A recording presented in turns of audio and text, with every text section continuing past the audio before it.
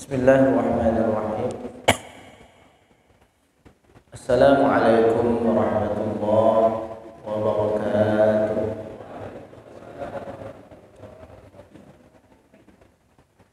Alhamdulillahirabbil alamin wal 'aqibatu lil muttaqin fala 'udwana illa 'alal zalimin. Asyhadu an la ilaha illallah wahdahu la syarika lah wa asyhadu anna sayyidana Muhammadan 'abduhu wa rasuluh. Allahumma shalli ala sayyidina Muhammad wa ala ali sayyidina Muhammad. Rabbi shrah li sadri wa yassir li amri wahlul 'uqdatam min lisani yafqahu qawli, amma ba'dahu. Alhamdulillahirabbil alamin, segala puji milik Allah. Ya, pada kesempatan malam hari ini kita kembali dipertemukan dalam majelis yang insyaallah diberkahi ini. Amin amin ya rabbal alamin. Tidak ada satupun alasan insyaallah yang mendorong kita untuk datang ke majelis ta'lim ini kecuali adalah satu, yaitu mengharapkan ridha dari Allah Subhanahu wa ta'ala. Salah satu dari keutamaan menuntut ilmu adalah kafaratul dzunub, menjadi penebus, menjadi penghapus dari dosa-dosa. Jadi banyaknya dosa kita, banyaknya lalainya kita berharap kepada Allah dengan duduknya kita di majelis ilmu, dengan duduknya kita di majelis ta'lim, insyaallah mudah-mudahan bisa menjadi penghapus dosa-dosa kita. Yang menjadi penyebab dari rasa gundah gulana hati itu adalah dosa. Yang menjadi sumber kegalauan kita itu adalah dosa.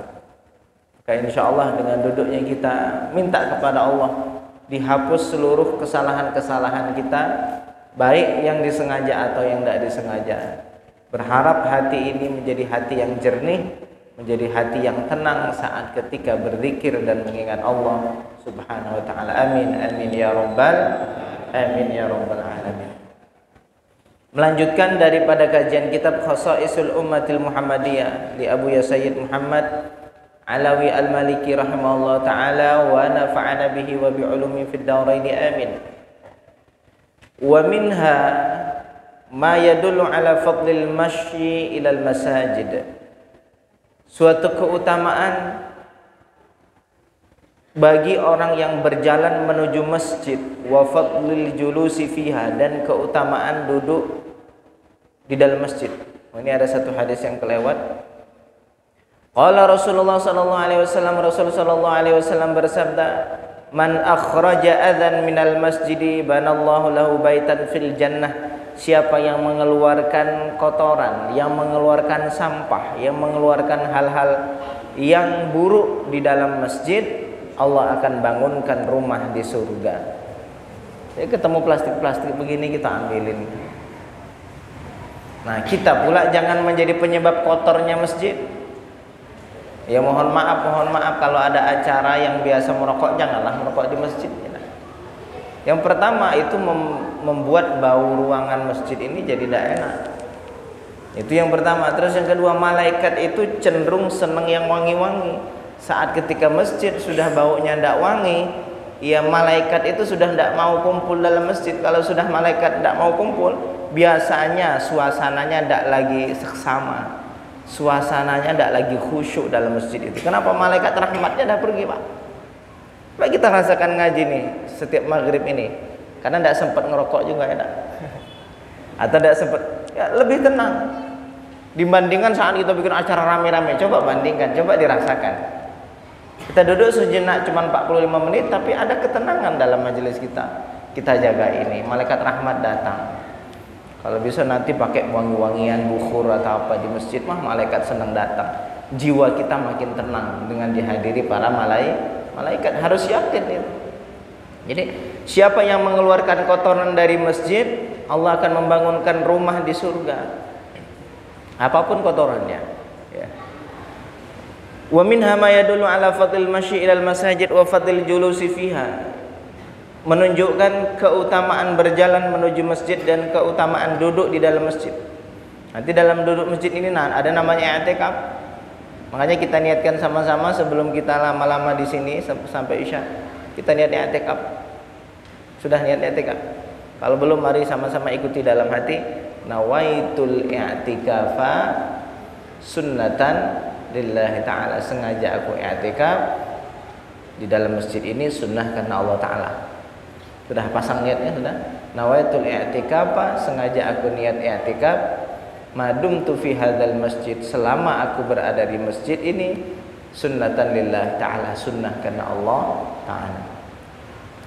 Fa'an Abi Hurairah radhiyallahu anhu qala, diriwayatkan dari Abi Hurairah radhiyallahu anhu qala, berkata Abu Hurairah, qala Rasulullah sallallahu alaihi wasallam, Rasul sallallahu alaihi wasallam bersabda, salatul rajuli fi jama'atin tudha'afu ala salati fi baitihi wa fi suqihi 25 darajah.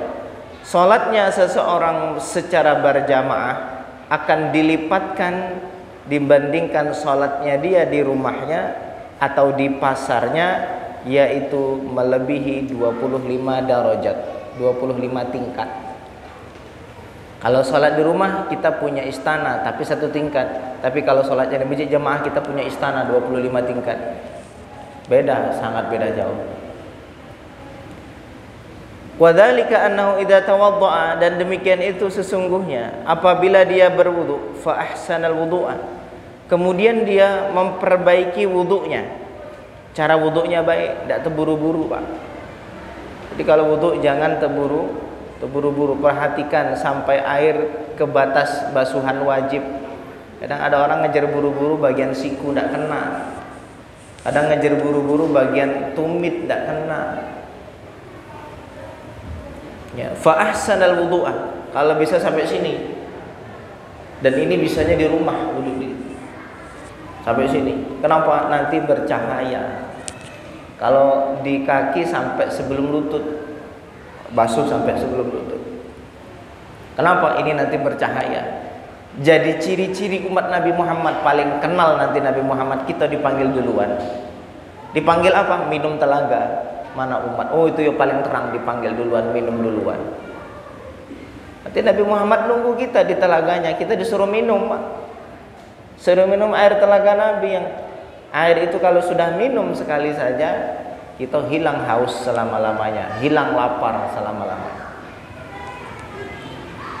Fa ahsanal wudu, lalu dia memperbaiki wudunya.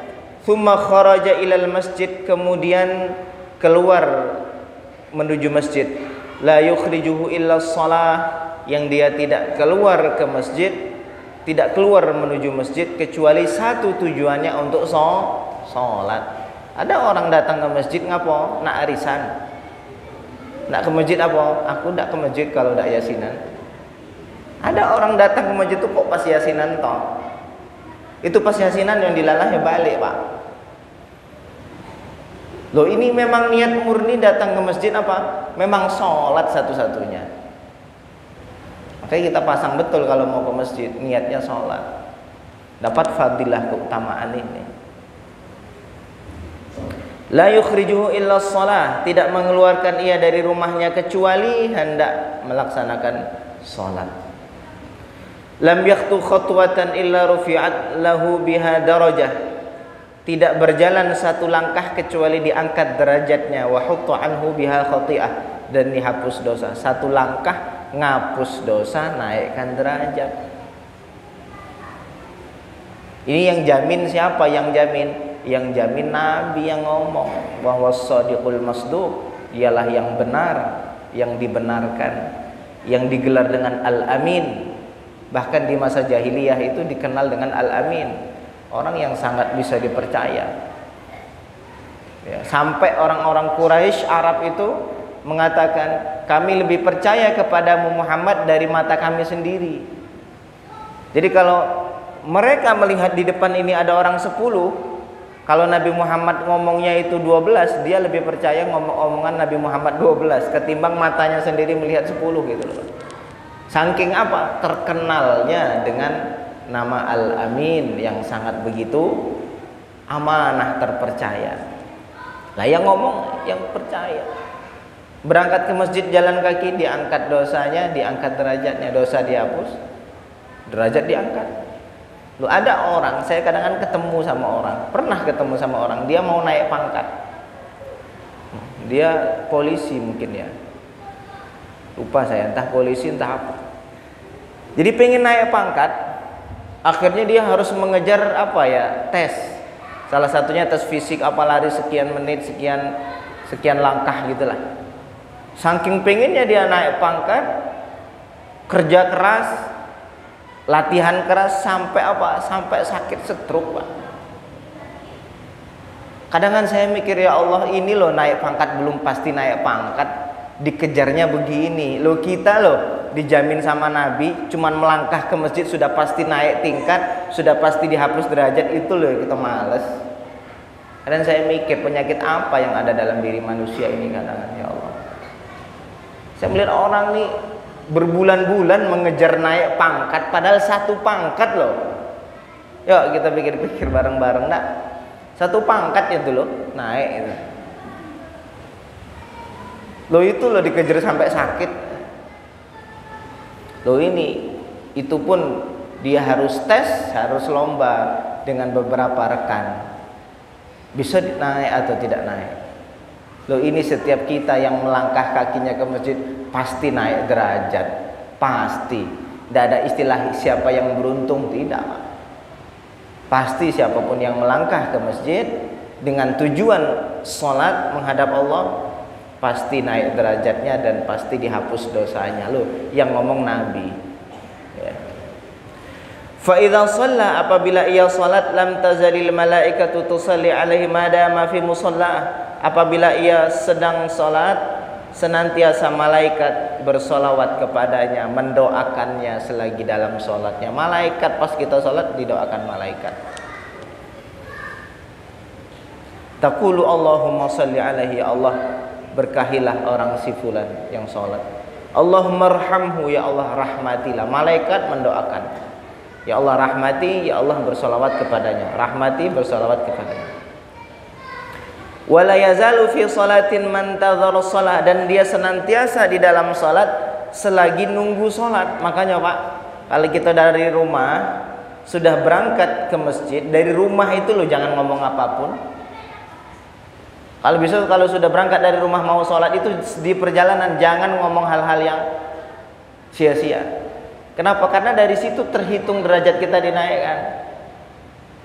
Itu yang pertama. Terus yang kedua, setan biasanya akan menggoda di perjalanan, yang membuat was-was saat kita sholat, yang terbayang apa yang ada di perjalanan saat sholat. Nah, dalam perjalanan kita fokus dalam ibadah sholat. Sudah sampai sholat, masuk ke masjid, menjelang adzan, menjelang qomat, kita berada di posisi seperti orang yang sholat pahalanya, ngalirnya Pak. Tadi menjelang azan kita nunggu di sini. Setelah azan kita nunggu qomat. Setelah qomat nunggu imam tegak siap-siap jadi imam. Itu kita terhitung seperti orang yang sholat. Bagaimana selayaknya orang sholat? Ya selayaknya dia diam, dalam khusyuk, dalam tunduk kepada Allah.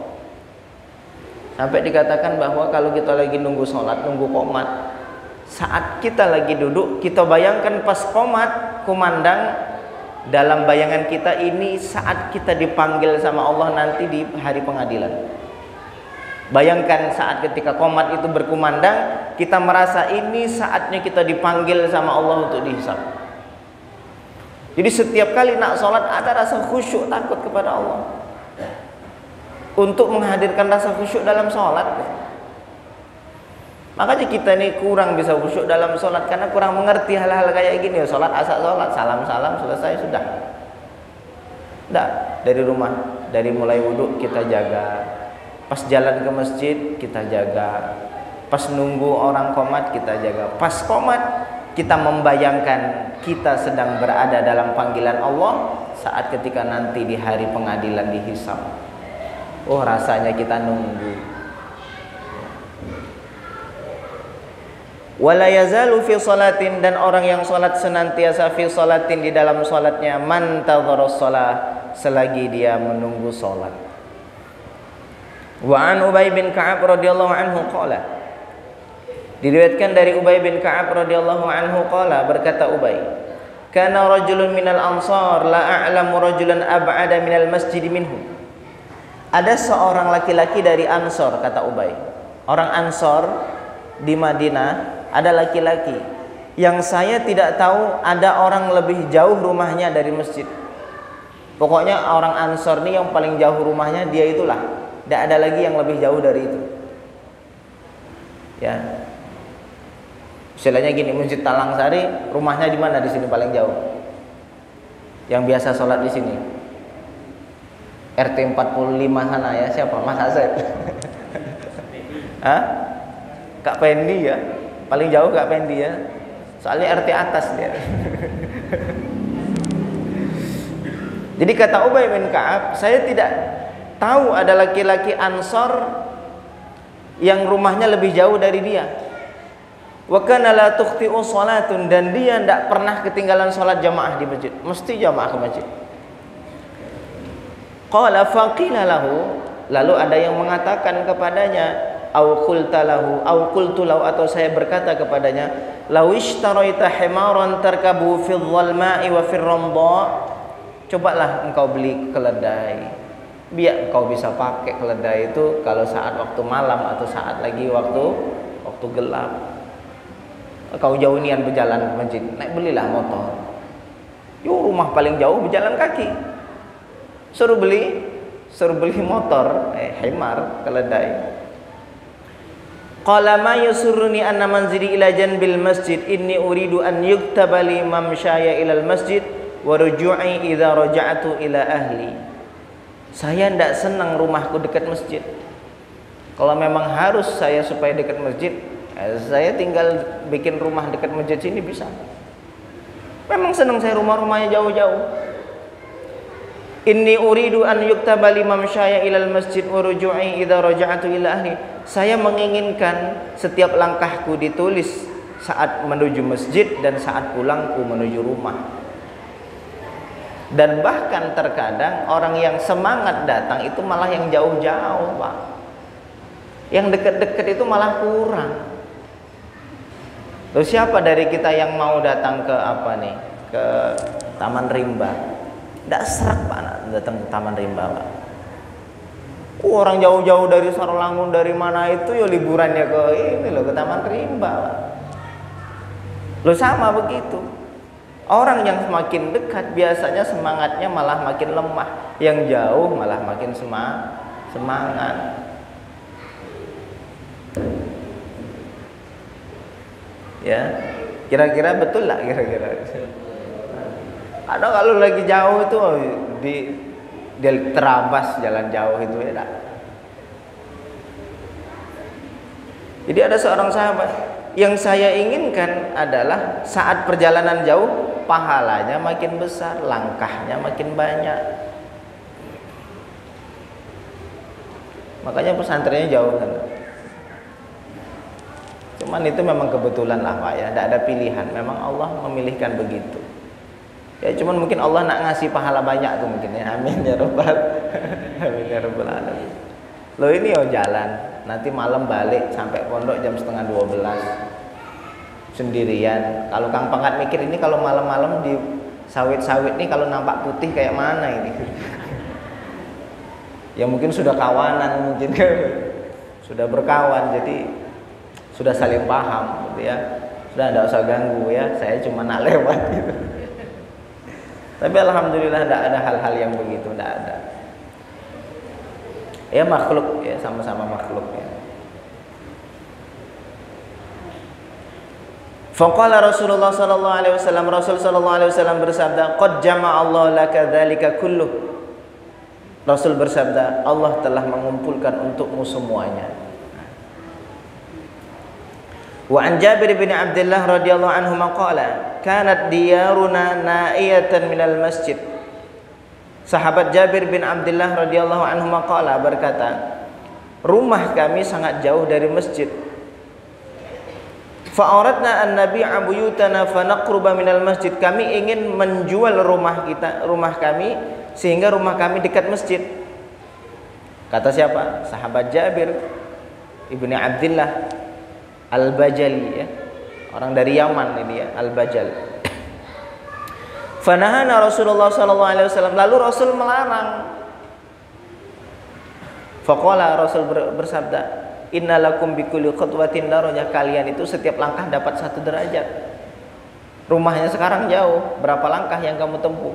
Besok kalau sudah dekat langkahnya dan kurang semangatnya. Walaupun tidak disebut sini. Cuman biasanya kalau sudah dekat itu sudah memang kurang semangatnya, Pak. Kenapa? Seleranya berkurang. Sesuatu itu akan tampak indah itu kalau jauh. Itu memang sunnahnya begitu. Ya, sesuatu itu akan tampak indah itu saat jauh. Belum punya kendaraan motor ini, terbayang-bayang. Sudah punya, tidak terbayang lagi. Yang terbayang motor lain. Ya, gitu dah. Sudah beli motor yang dimau, ya sudah dapat, sudah dekat, tidak lagi terbayang. Yang terbayang yang jauh, yang belum dipunya.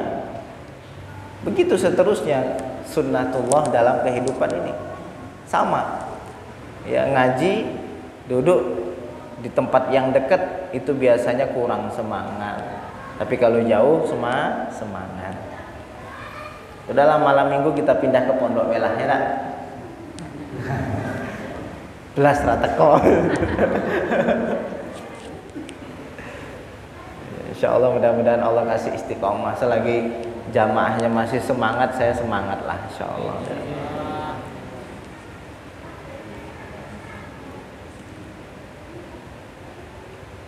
Wa an Abi Hurairah radhiyallahu anhu qala, diriwayatkan dari Abu Hurairah radhiyallahu anhu qala, berkata Abu Hurairah, qala Rasulullah sallallahu alaihi wasallam, Rasul sallallahu alaihi wasallam bersabda, man tatahhara fi baiti, siapa yang bersuci di rumahnya.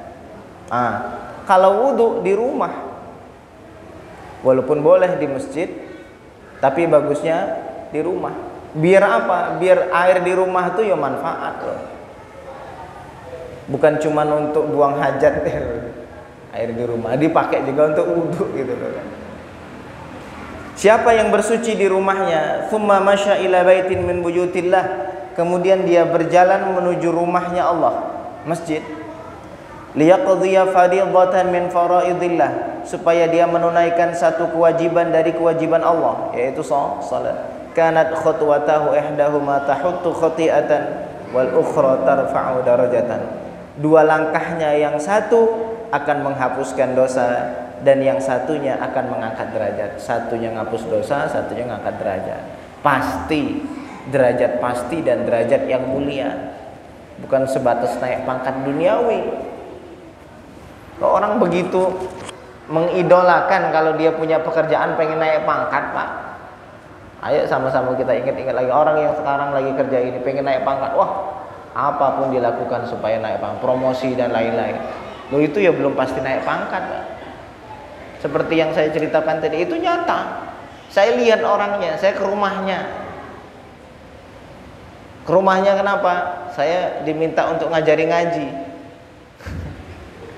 Itu kalau orang punya pangkat itu, masa ustadznya datang di situ, awalnya diajak suruh silaturahim, saya silaturahim.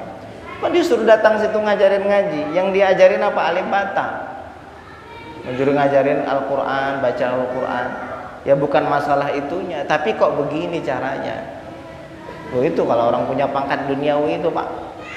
Adabnya orang mau belajar, datanglah ke rumah. Ya. Nah, itu mau naik pangkat, sampai sakit naik pangkat, sampai sekarang tidak naik pangkatnya. Lo tadi jalan kaki tidak sadar naik derajat, Pak.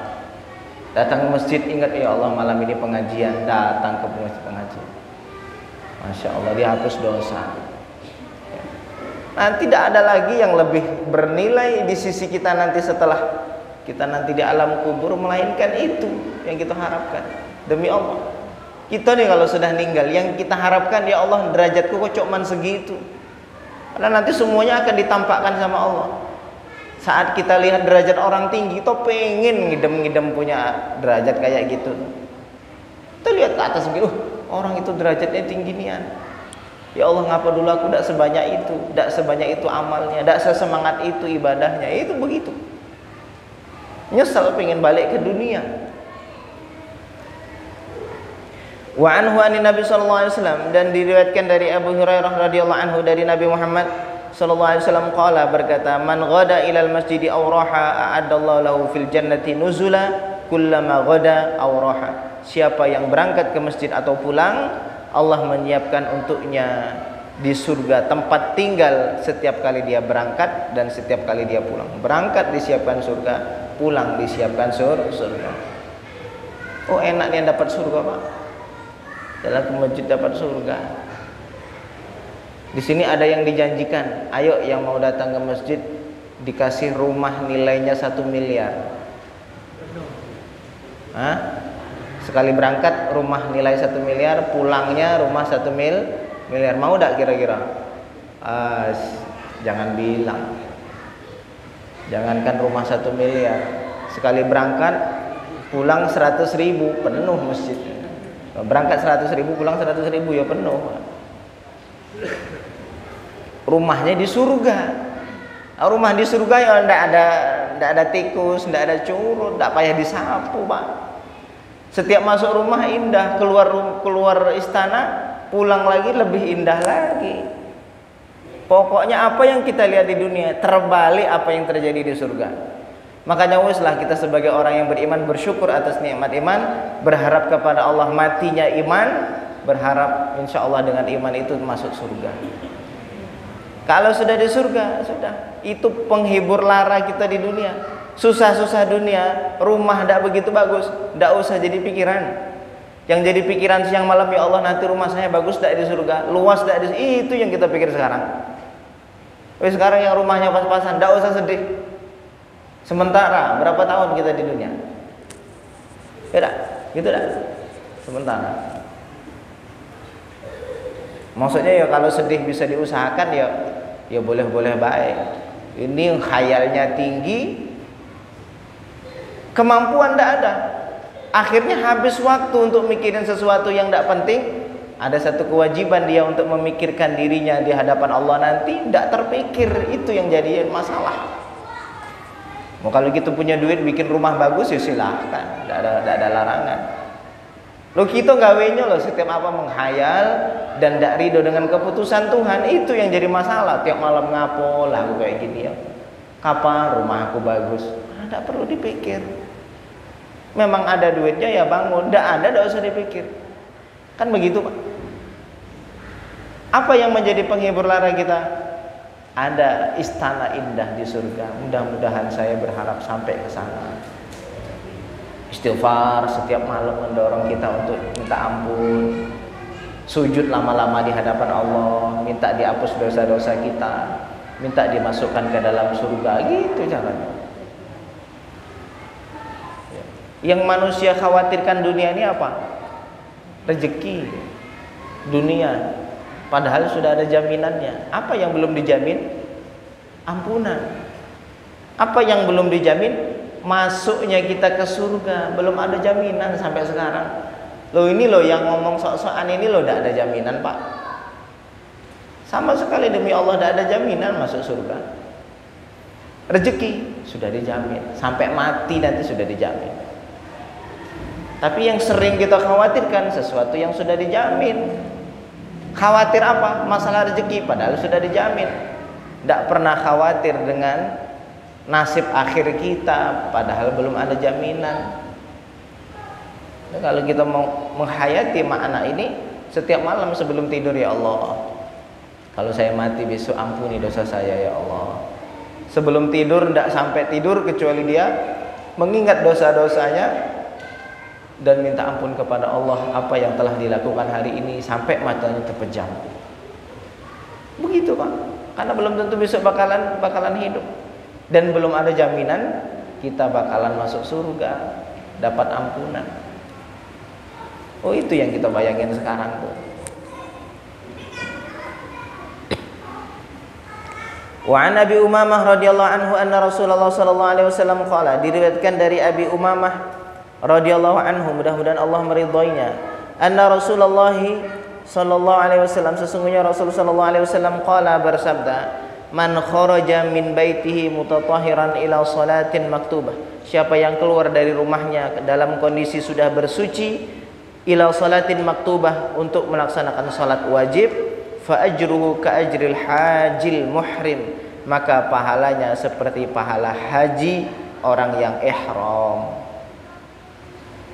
Wa man kharaja ila tasbihad duha la yansibu illa iya, dan siapa yang keluar untuk melaksanakan salat duha, yang dimana dia tidak keluar kecuali untuk menjalankan salat duha, fa ajruhu ka ajril mu'tamir, maka balasannya seperti balasan orang yang umroh.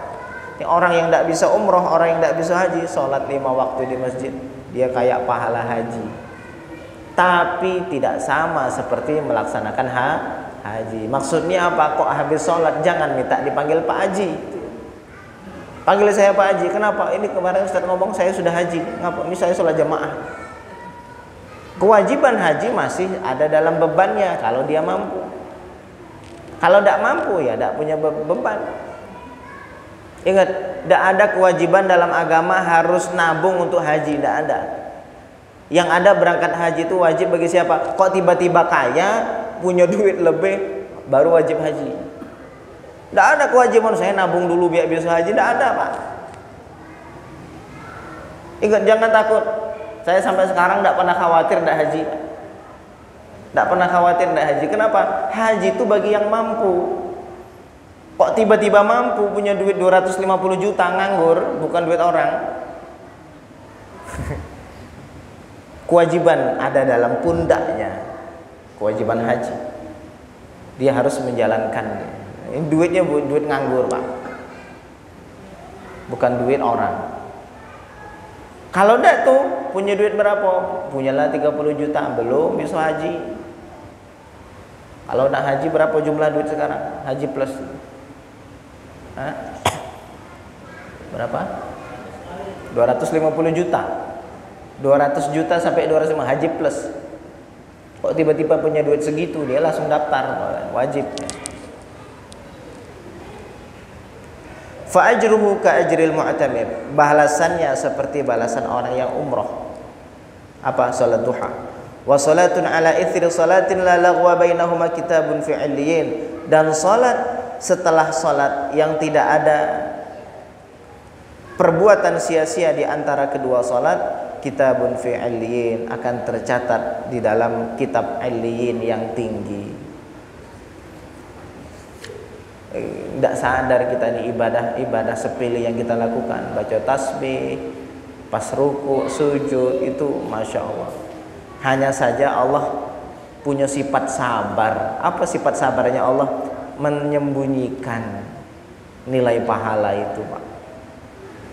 Sedetik saja satu ibadah itu ditampakkan pahalanya sama Allah, demi Allah kita akan melakukannya walaupun harus merangkak. Tapi Allah simpen. Supaya apa Allah simpen? Ya supaya kita ini saat ibadah yang terbayang bukan balasannya. Susah orang nanti kalau ditampakkan. Ngapa sholat? Aku nampak pahala sholat jamaah begini. Wah, tidak bisa, tidak mungkin saya harus tinggalkan walaupun saya harus merangkak. Sudah diperlihatkan sama Allah. Tapi Allah sembunyikan dengan sifat saburnya Allah, supaya kita berlatih ibadah semata karena Allah, bukan karena melihat satu balasan atau semata melihat karena ganjaran pahala. Ini harus latihan.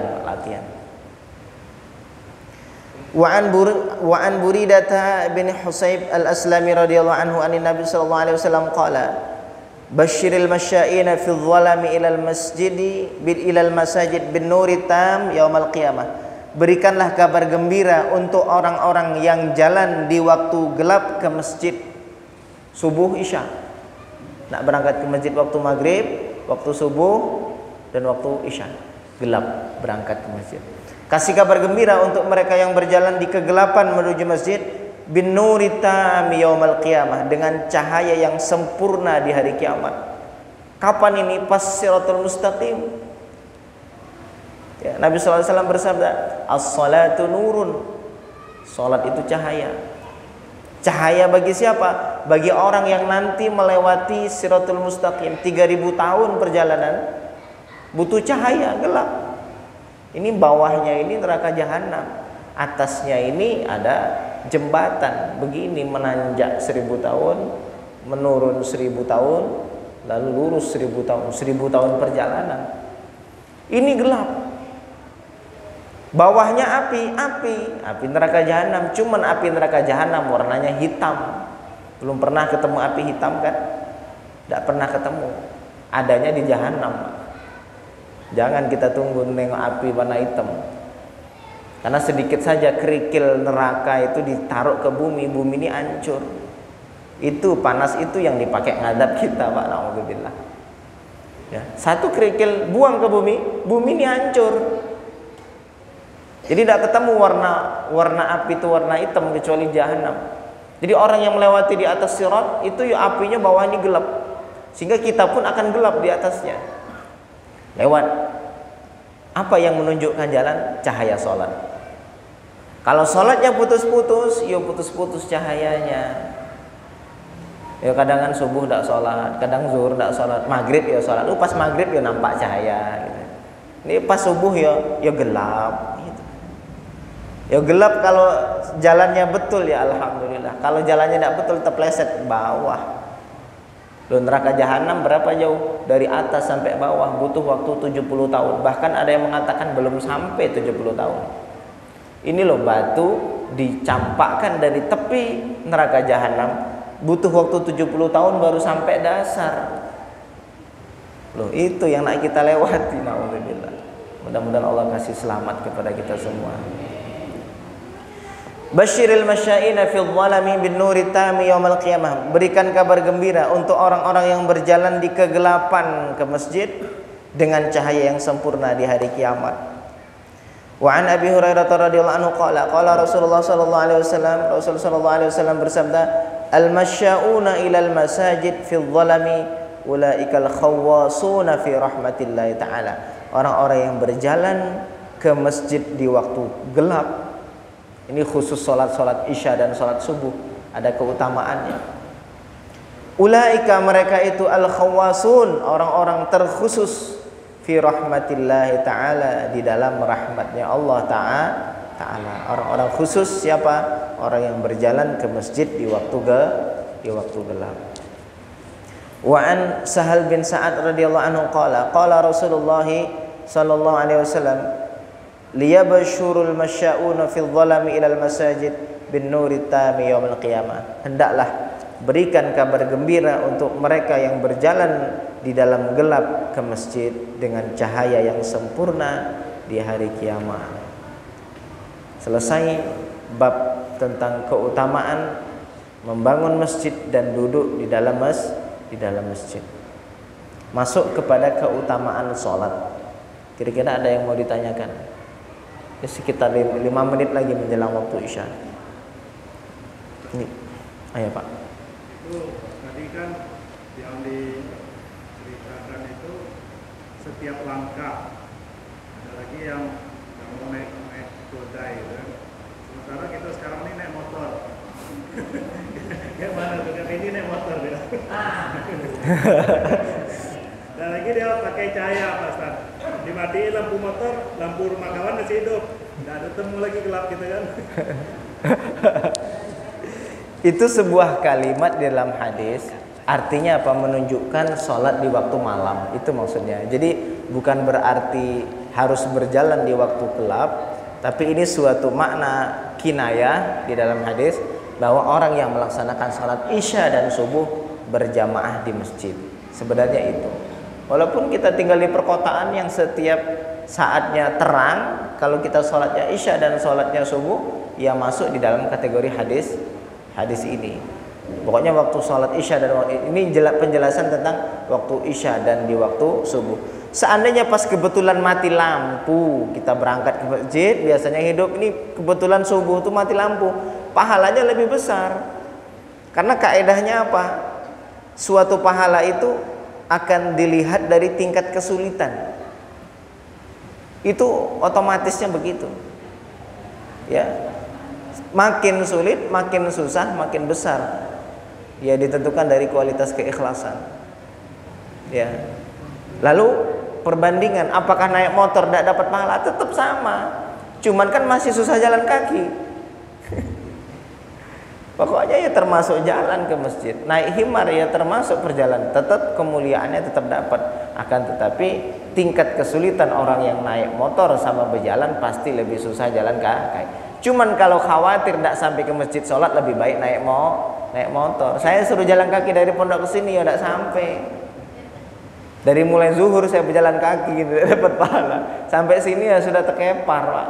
Tidak bisa buka kitab. Ya tak? Jadi semuanya tergantung kondisi. Semuanya dilihat daripada kondisi masing-masing. Sama begitu. Pengajian di pesantren. Mau ngamalin hadis jalan kaki, wah, pahalanya banyak nih. Berapa puluh ribu langkah dia sampai ke pondok. Tapi sampai pondok ngorok, tidak sempat ngaji, Pak. Apa sudah capek? Besoknya tidak mau lagi datang.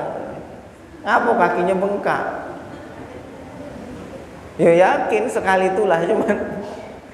Jadi semuanya tergantung dari kondisi ya semuanya bisa memahami kondisi, ya tak? Dan naik motor akan lebih baik dari jalan kaki seandainya dia kalau jalan kaki tidak mau, kalau naik motor mau, itu lebih baik naik motor. Kalau jalan kaki ayo tidak mau lah, naik motor mau aku bonceng, mau lah, lebih baik naik motor. Daripada tidak sholat, daripada tidak ngaji, kan gitu. Ya. Jadi tetap kenapa kok diutamakan jalan kaki? Karena jalan kaki adalah satu kondisi paling sulit seseorang untuk menempuh sesuatu. Naik motor, naik onta, naik himar tetap ada kemuliaannya, tapi tidak akan sesulit jalan kaki. Nah, Allah a'lam. Ada lagi? Masuk ya? Masuk. Alhamdulillahirabbil alamin. Mudah-mudahan minggu depan Allah pertemukan kita kembali dalam majelis ini dalam kondisi diridhai dan dirahmati oleh Allah Subhanahu wa taala. Amin ya rabbal alamin. A'udzubillahi minasyaitonir rajim. Bismillahirrahmanirrahim. Alhamdulillahirabbil alamin. Allahumma shalli ala sayidina Muhammad wa ala ali sayidina Muhammad. Allahumma iftah alaina hikmataka wa anshur alaina min khazain rahmatik. Allahumma a'inna ala dzikrika wa syukrika wa husni ibadatik. Allahumma ij'alna minadh dhakirin, ij'alna minasy syakirin, ij'alna min ibadikas salihin, waj'alna ya Allah min ahli wirathatin nabiyyin bi rahmatika ya arhamar rahimin. Rabbana zalamna anfusana wa illam taghfir lana wa tarhamna lanakunanna minal khasirin. Rabbana atina fid dunya hasanah wa fil akhirati hasanah wa qina adzaban nar. Wa sallallahu wa sallam wa barik ala sayyidina Muhammad. Walhamdulillahirabbil alamin. Taqabbalallahu minkum wa minkum taqabbal ya.